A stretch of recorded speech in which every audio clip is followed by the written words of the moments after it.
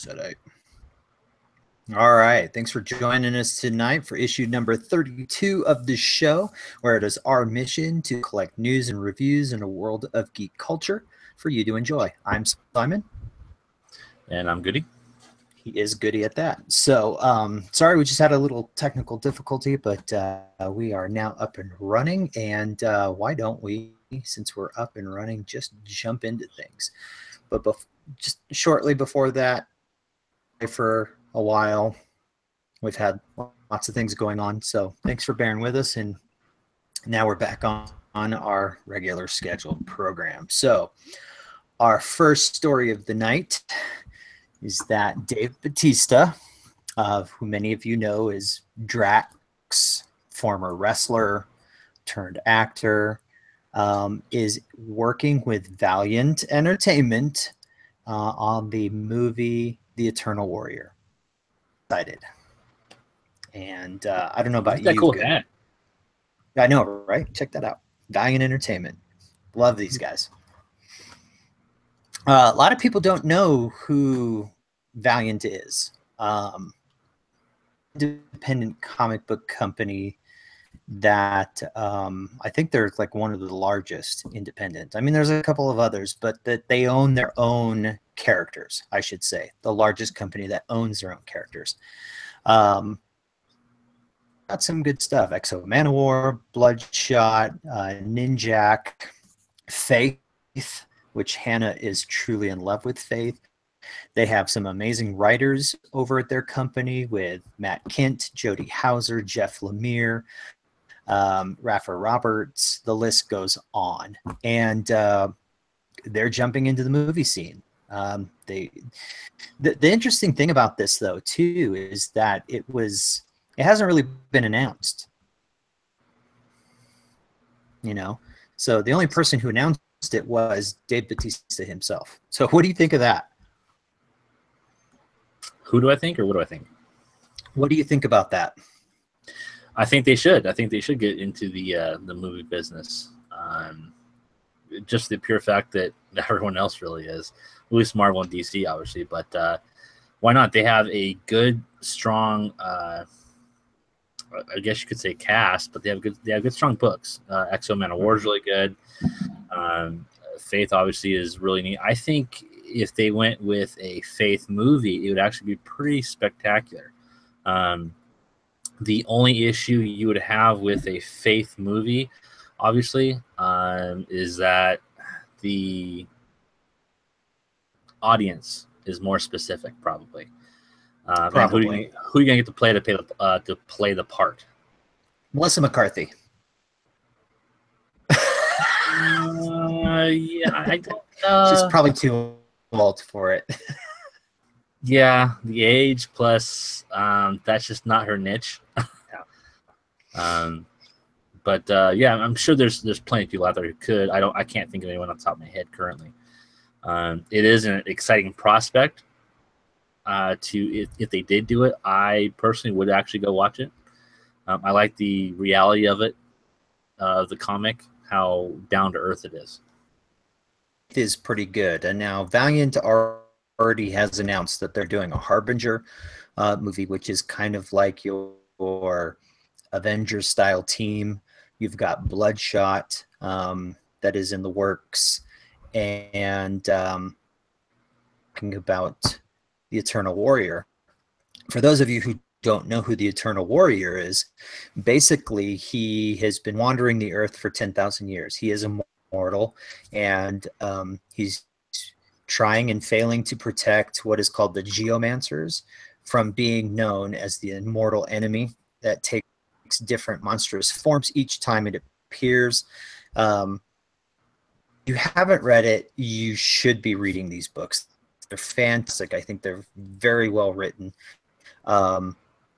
You've got what I like about their stories too is it's not something where we're at like 500 issues. Yes, we have that, we can have that many issues. But when a writer comes to them and says, hey, I've got a story for this character, they write that story, and it'll take as many as they need it to take, and then they start with the next story that they come up with. I think it's really cool the way they do that instead of just dragging it on and having issues with your continuity. Right. So I do think it's interesting though that Bautista is a big dude, but yet the Eternal Warrior is a smaller framed guy. yes, absolutely. So is Bautista actually going to play Gilead? Yeah, I think that's his name. I can't remember off the top of my head. Play that, or is he going to play another character within? Who knows? I think more than likely he's going to be playing someone else. I think so I too. think he could pull it off, I think, but why not keep it more close-knit to what the comic is? Yeah, if I see somebody who would play the Eternal Warrior, I think it would be cool to see,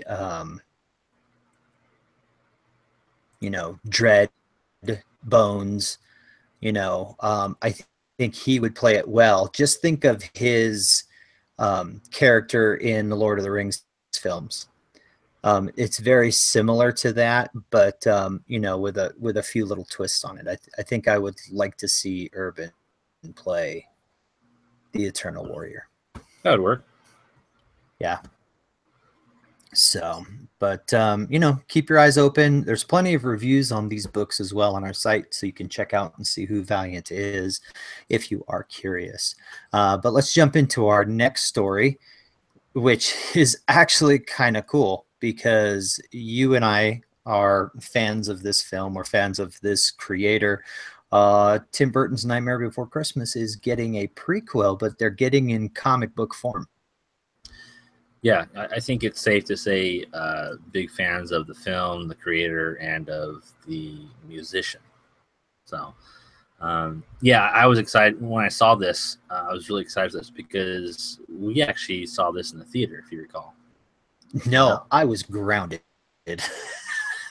I didn't get to go.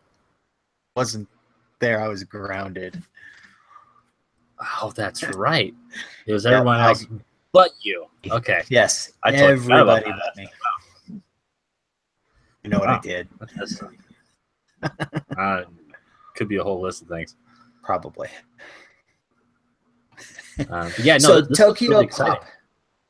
Basically, the story is it's a launch of Zero's journey. He gets lost in Christmas Town.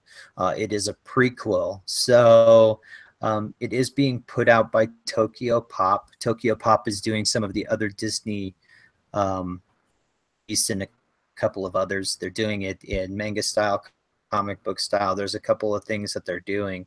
The Hollywood Reporter is stating that the project will be serialized as a full-color single issues released to comic book stores before being collected in 2 different formats simultaneously.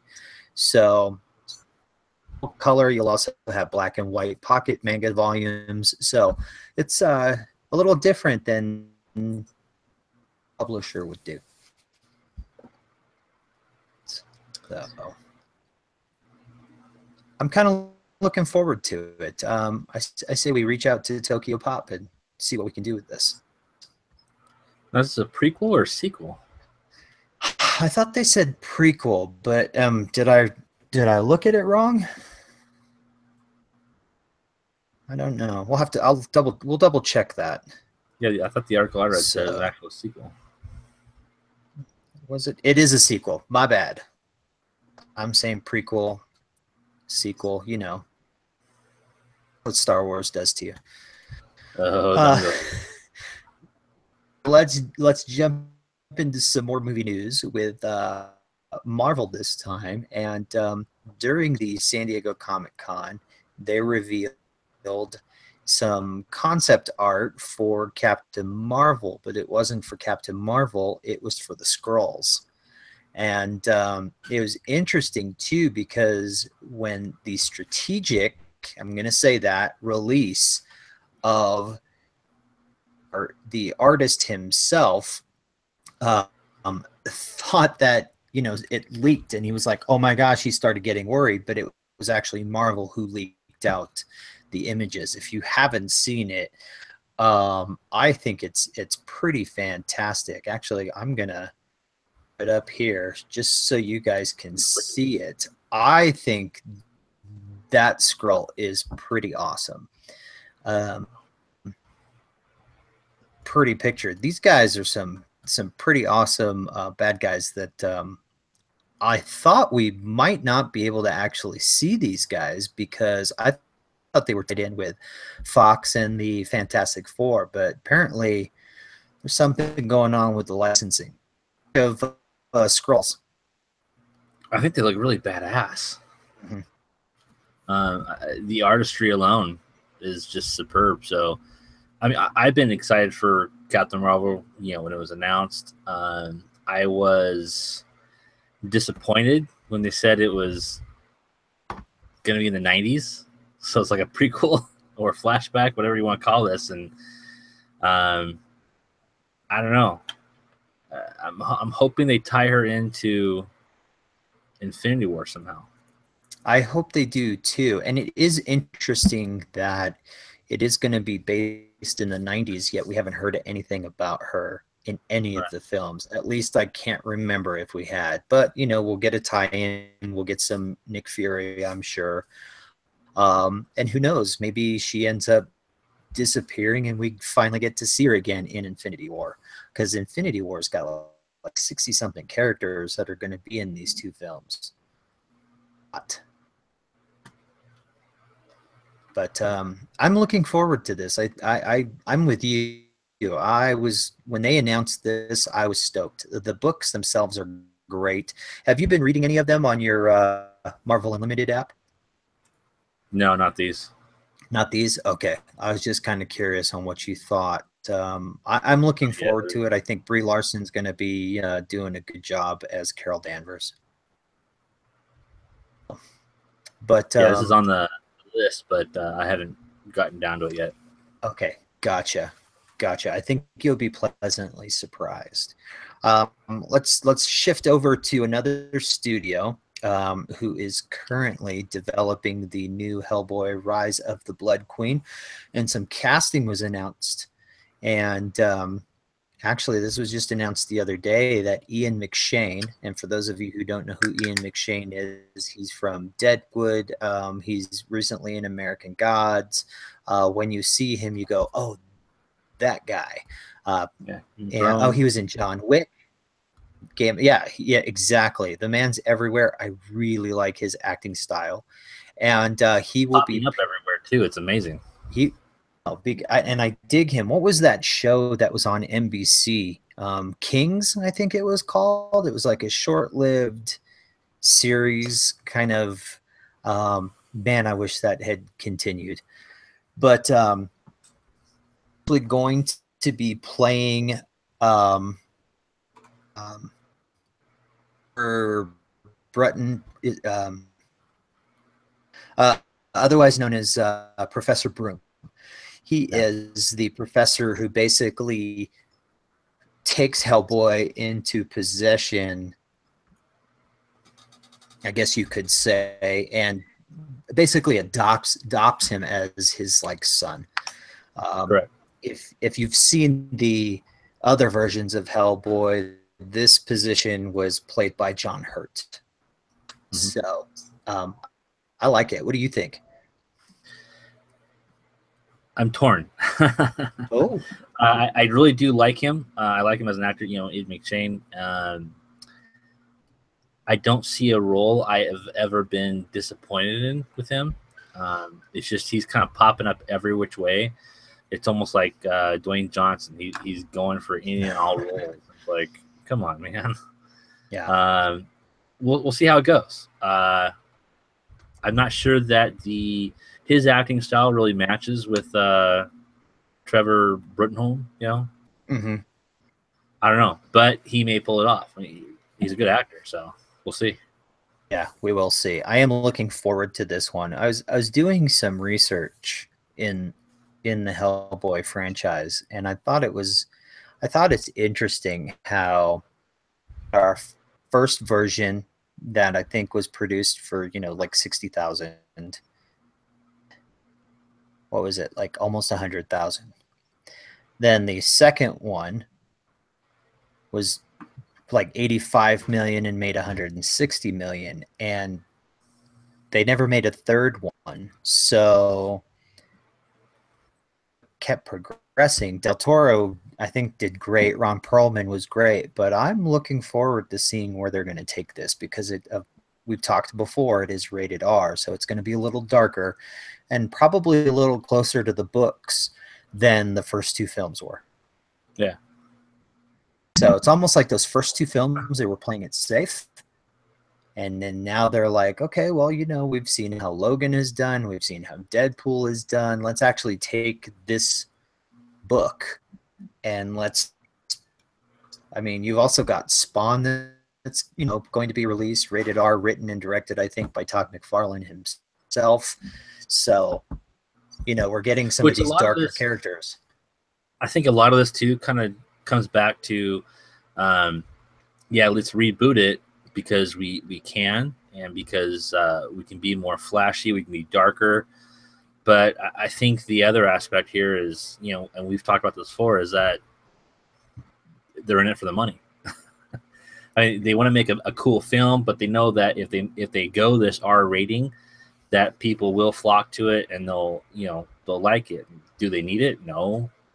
They could make a PG-13 or whatever and be just fine as long as the story is good. We've talked about this, I don't know, countless times, but we'll see if it works. I hope it does. I hope it does. I kind of have high hopes for this one. I'm hoping it does good. We shall see. So those are our top stories. So, but why don't we jump into your neck of the woods and head over to Goody's Guide to the Galaxy? What do you got for us? Let's head to Goody's Guide. First up is we have an interview that John Boyega was doing to promote the movie he's in called Detroit, which I believe comes out tomorrow.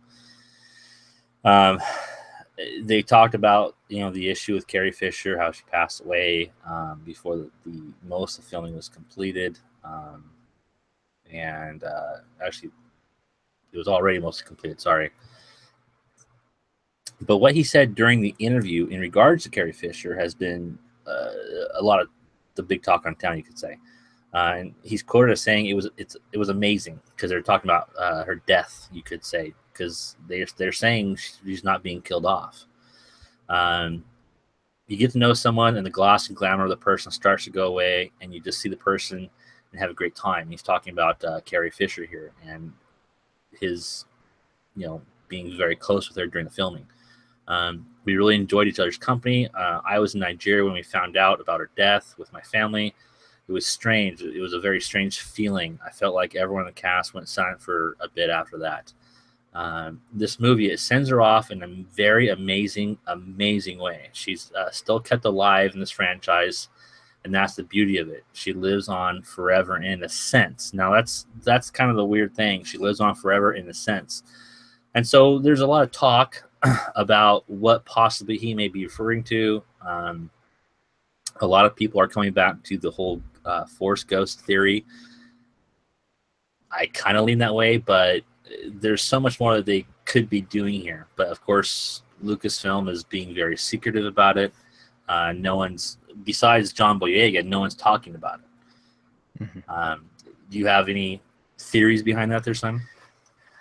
I think with anybody, sometimes they will say things and anything could be interpreted any which way.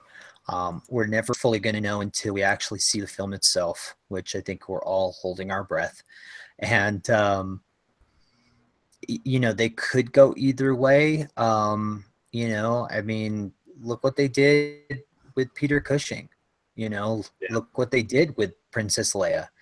You know, there are ways of doing it. It might even be easier if she was a Force ghost. I don't know, but has she been trained in that? Has she done that? Who knows what they're doing? I'm looking forward to seeing her possibly last role that she's ever done. Yeah, it is very sombering because we grew up with this. So it'll be very interesting, and I am very excited to see what they did. and how they're going to treat it. Now, they did say that they are not going to do any digital work with her. And so if that just applied to episode 9, or if they're going to do something in regards to this, to like John Boyega said, she's going to have a permanent place in the Star Wars universe. So who knows what this is going to entail.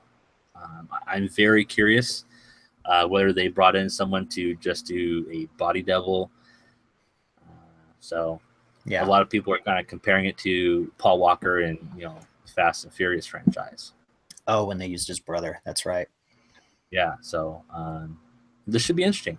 Yeah, I'm really excited to see what they did. So, but that's just one of our stories tonight. And the next one actually is, if you've been watching Ron Howard's Twitter account lately, the last few weeks, you would see that here's a guy who has taken over a movie where they fired the 2 directors from the Han Solo standalone movie for Star Wars, and looks like he's having a lot of fun with it.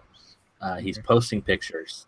He's giving small updates here and there, all the while also giving his political commentary about the current president. So it's interesting to watch his Twitter feed the last few weeks. But he's also posting pictures from the site, actually from the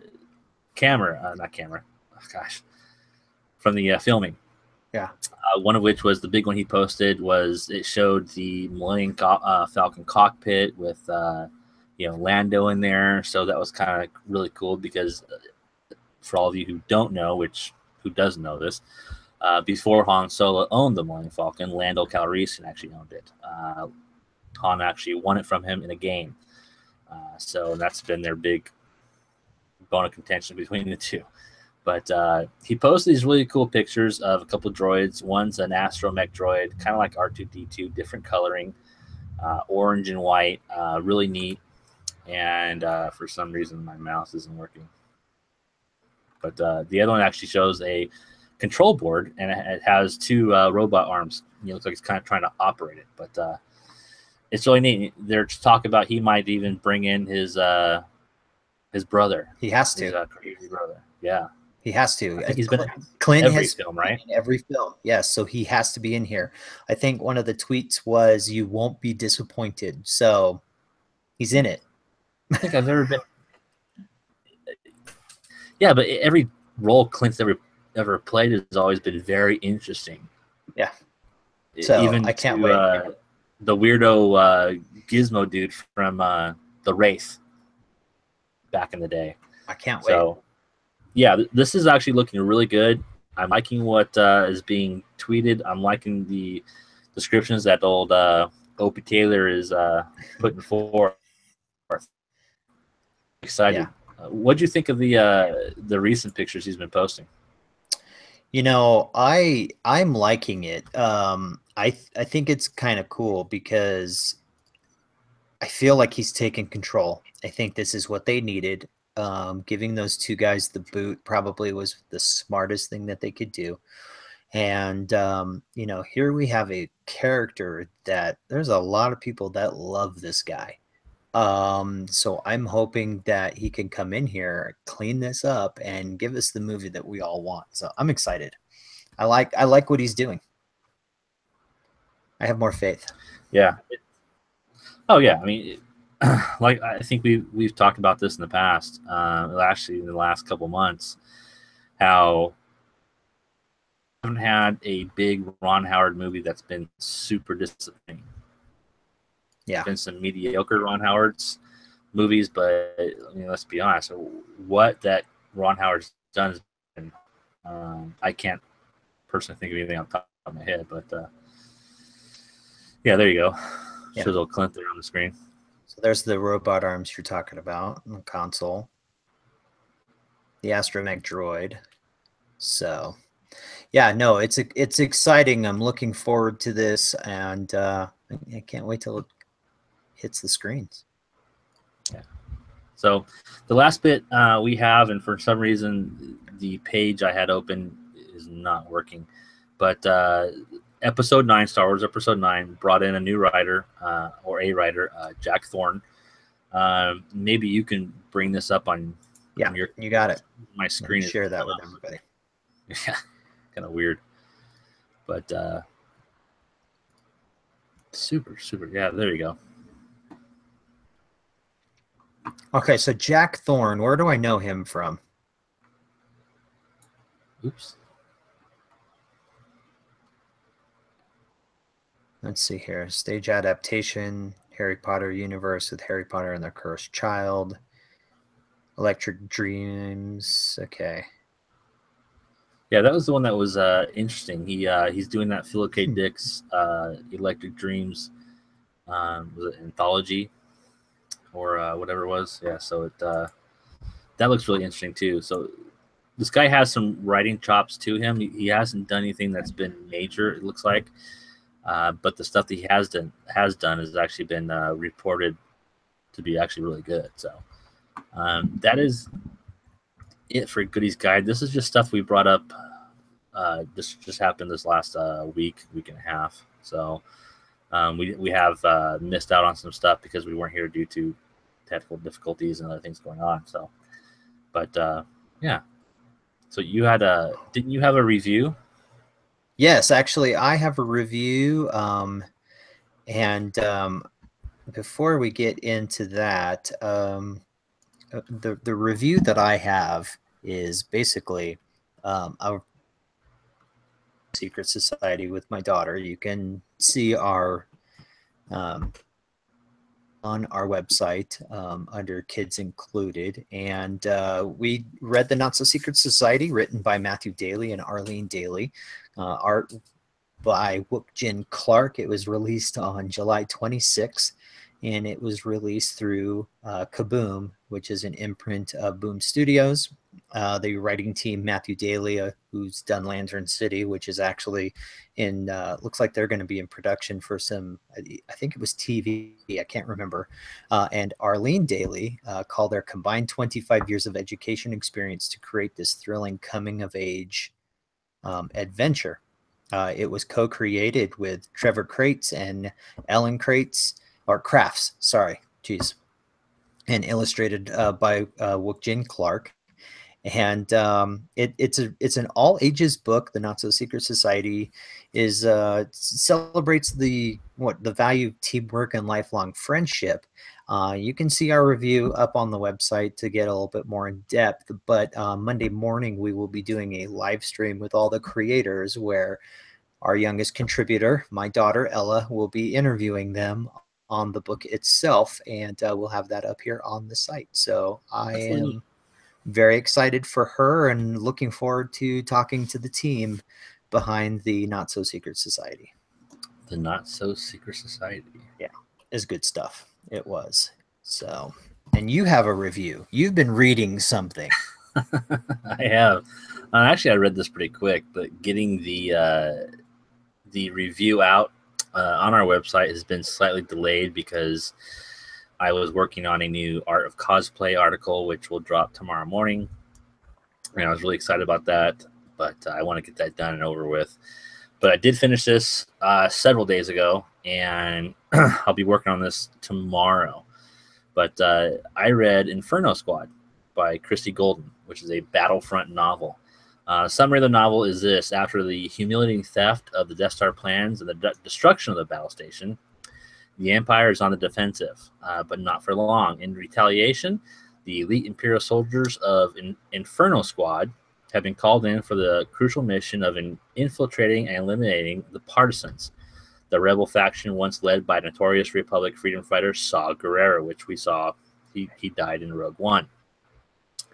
Following the death of their leader, the Partisans have carried on his extremist legacy, determined to thwart the Empire no matter the cost. Now, Inferno Squad must prove its status as the best of the best and take down the Partisans from within. But the growing threat of being discovered in their enemy's midst turns an already dangerous operation into a do-or-die acid test. Dare they not fail? To protect and preserve the Empire, to what lengths will Inferno Squad go, and how far beyond them? So I gave it a rating system like we do on our website. I gave it 3 G's. Story was G. G stands for good. I did not give it mint. Fiction quality was good. Characters were good. I'll be honest. I'm giving these G's because of the author. I was disappointed. Oh. And I think it's a good book. It's a good read. But from what I was led to believe, this book would be slightly different. There really is not much action to it. It is more of a drama type book. There's a lot of spy, so it is just slightly disappointing. Now, the quality of writing was stellar. I have yet to read a Christie Golden book that is not. Christie Golden, I should say, sorry. But because she wrote one of our favorite books out of the new canon. But yeah, I was hoping for more. It was a quick read, unfortunately. But yeah, you'll see a review up the next few days on our website. Okay, so kind of, did it feel like a filler? Very much so. Okay. What this does is this book sets up the new game. And that is it. And unfortunately, I think if they had taken some of the game story arcs that are being shown and talked about in all these panels and all these interviews, and if they applied some of that to the book would have been far better. There's just a lot of things that kind of start, they go, and they stop abruptly, and it's kind of sad. It just kind of sets up the whole game, which I didn't like. Okay, gotcha. All right, yeah. It's interesting with some of these books. They just are starting to feel like just to fill a gap, because they can. And I think they're losing the storytelling because the House of Mouse is basically saying, this is what we're doing and this is how we're doing it. And it's like, oh, but that's okay. You can do that little thing there. Whereas in before, the legend stuff, I mean, you had some great stories coming out of there because it wasn't tied into everything else. So that's disappointing to hear. In the Legends canon is that you had an overall story arc that Del Rey and Lucasfilm, anyone who was involved in what was the overall story point was, and they just chopped it up and said, look, you have these portions. These characters are involved. Do what you will. But this is the rough, what's going to happen. Just make it work. Not really make it work, but give us a great story, and everyone did. But what you have here is that you have, okay, look, we need a filler, and this is what you're going to talk about. I mean, they're being very specific, I think. And unfortunately, these filler books just don't cut it. Here the Jedi was one of the worst ones I've read so far. I know some people liked it. I didn't. This whole Luke Skywalker story was crap. It wasn't even written all that well. But this, you have a great author who's just, I think, hamstringed. And then we get to the whole Aftermath trilogy, which don't even go there. Well, I mean, you kind of have to bring it up, though, and that is because those weren't fillers. Those were, getting great information. It's just his writing style just sucked. Yeah. So now you read Twilight Company, right? Yeah, that was great. Okay, so that one was good, but this one not so good. Okay. Right. Twilight Company, the story arc was awesome because I loved how it jumped back and forth. Okay. Between the past and present. And if you weren't really paying attention, which I know as someone who read the book, you didn't figure out who a certain character was until the very end. Okay, because that's one still on my list that I want to read. Yeah, that's actually a great read. I actually like that a lot. It's still a good read. There's some really cool stuff that happens. I'm just disappointed in it. Okay, gotcha. All right. Well, I mean, it got good, so it's, I know that some of it was for the author herself, but at least it has a story to it. I myself am looking forward to the game, so I'm still wanting to read this one myself before I get my hands on the game. It might enhance the playability. Right. So, all right. Well, good stuff. All right, so let's jump into what we're watching. And Goody, I'm a little disappointed you don't have something on there. Yeah, I do. What do you got? You just got one thing, but there's one thing that I'm disappointed that's not on there. That is also not on my list. You notice? Yeah, which I'm watching it. I just Gotcha. I failed to put it on. I've been trying to ice my shoulder. So, yeah, I had my first day of PT for my torn rotator cuff today. So, and that was not fun. No.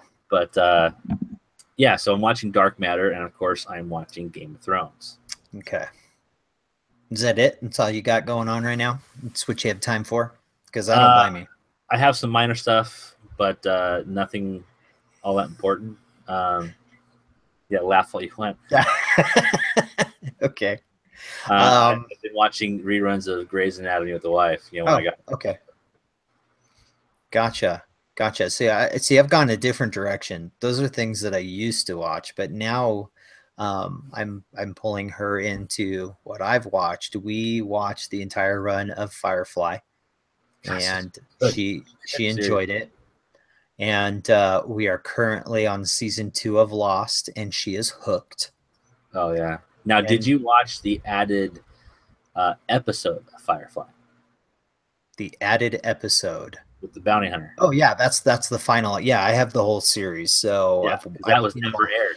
No, it was never aired, and I think that was one of my favorites because that bounty hunter was awesome. Oh, he's intense.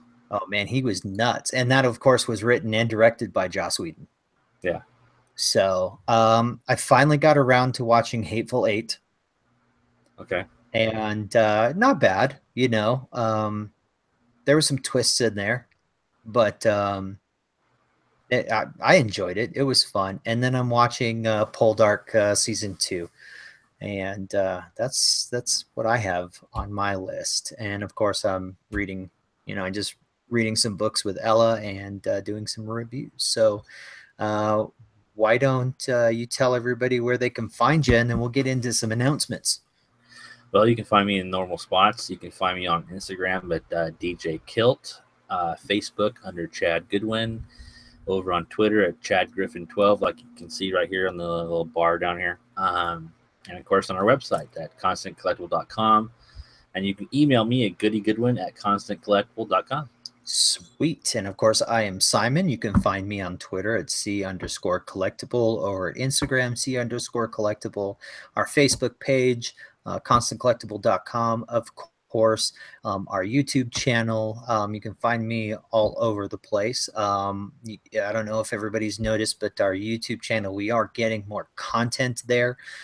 Johnny is finally back in the mix, and he posted 2 things today. He's got a new segment called From the Comics, where he discussed the comics and Wonder Woman, and then he also reviewed Black Mask number, I think it was 11, by Jeff Lemire from Dark Horse Comics, which if you're not reading that book, you need to jump on that book. I think it's very good. Johnny did a great job. I'm looking forward to seeing what else he's got. We have some other segments that constantly are popping up, so come check it out. But Goody's got an announcement. Yeah, as I stated earlier, we will have a new Art of Cosplay drop tomorrow. Go check it out. It's actually going to drop at 4 a.m. I believe it's your time, Simon. Oh, my, yeah. Yeah, so, but brand new article. This guy does a excellent Deadshot. I'm really excited about this one. Check it out. Go to our website under the Art of Cosplay. Check him out. Really neat dude. But if you cosplay, let me know, let us know. Get a hold of anyone on the website. They can get a hold of me. You can email me at goodygoodwin@constantcollectible.com. What we do is we can, if you're locally here in California, we can come to you, we can interview you, or we can send you out a questionnaire that we have built up, and we kind of tailor it to you as well. You answer the questions, send it back to me with any and all pictures you have. The more pictures you send me, the more we can use in the article, and just it's more exposure for you. We do this, of course, for free of charge because we like it. We just want to see more people get out there and cosplay. Sweet, absolutely, because that is a fun thing, cosplaying. And there's some good guys out there that do it. So one of the things that we've also recently started is that on this, what was it, July 17th, on our Mondays, we began a new live stream called 80s Film Flashback, which airs 8 p.m. Pacific, 9 p.m. Mountain every other week, where we review 80s films. Typically myself, Chad, and Hannah, one of our contributors. Our next scheduled for August 14th is Can't Buy Me Love with McDreamy, who Chad is binging on right now. And Sexy.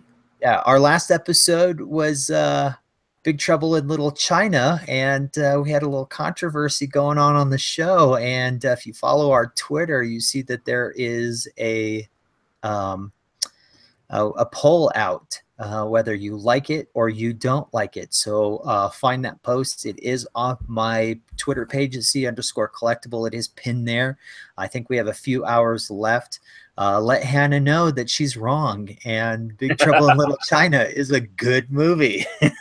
Actually, a lot of her friends, if you look at her Twitter feed, are going, "You're crazy. This is a good flick." Well, I actually really like that. So it's actually really neat to see the younger crowd respond so positively for the movie as well. Absolutely. Her followers themselves are turning on Hannah herself. So yeah, go pump up that poll of yeses. We'd really appreciate that. And our email is, of course, constantcollectible@gmail.com. We're live every Thursday night at 8 p.m. Pacific, 9 p.m. Mountain, and our website is constantcollectible.com. We will be back next week. We will talk news and reviews in a world of geek culture. And of course, don't forget to like, share, and subscribe to All Things Constant Collectible to keep you up to date with all those news and reviews from that world of geek culture. We appreciate you watching. We look forward to talking with you.